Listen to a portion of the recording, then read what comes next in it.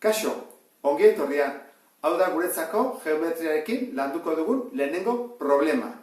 Eta ikusiko zenuten euskeraz eta gazteleraz ez dutela berdin galdetzen. Euskeraz galdetzen dute zatia eta gazteleraz frakzioa. Zer egin bako genuke kasu hauetan? Irakasleari galdetu. Zein da bietatik zuzen dagoena? Eta erantzun bai duguteke. Erderaz dagoena.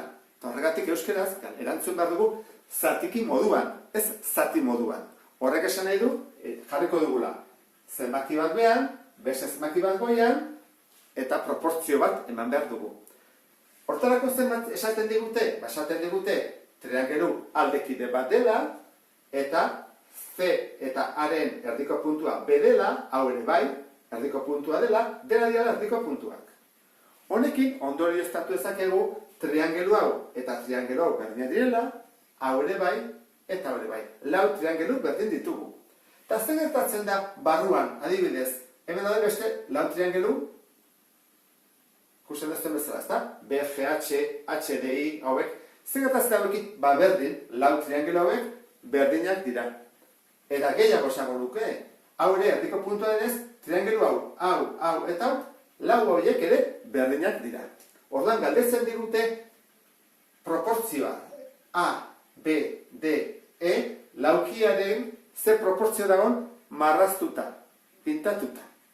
Orduan, goiko hau kendu dezakegu. Hau ez dugu kontuan hartuko.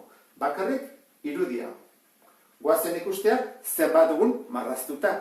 Eta batuketak eta kenketak egiteko zer behar dute? Zati denak berdinak.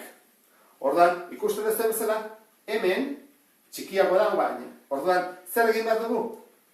Berdinak baldin badia bi triangeluak, hau ere lortu zaket honen berdina izatea.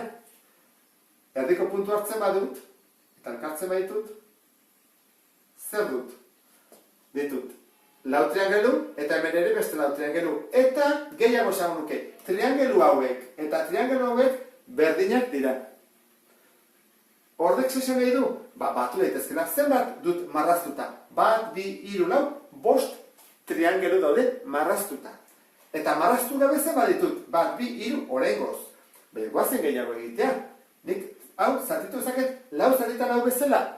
Ze triangelu berdina da. Horreiko dut horrela eta horrela. Horren hemen ditut beste lau. Eta horrela egin dut eta beste lau. Zenbat triangelu daude guztira? Basten baina kontatzen, hemen lau, eta lau, 16 triangelu ditut. 16 triangelu. Eta zenbat daude marraztuta? 1, 2, 3, 4, 5. Hora, 5-16 daude marraztuta. Ez digute galdetzen triangeluetan zenbat den, bezik guztira, hemen laukionetan zenbat dauden. Orduan, goaz ikustea, hemen zenbat triangelu daude honen berdinakoak, ze batutzeko izan behar dira triangelu berdinak.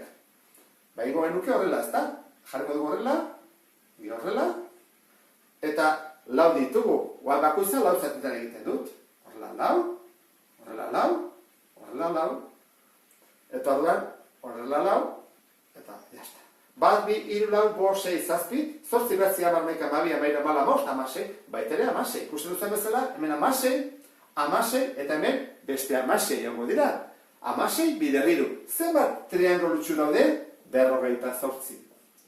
Eta 58 horietatik zenbat hau marraztuta? 5. Horregatik erantzuna izango da 5 58. Ondo izan da. Beste bat arte, agur.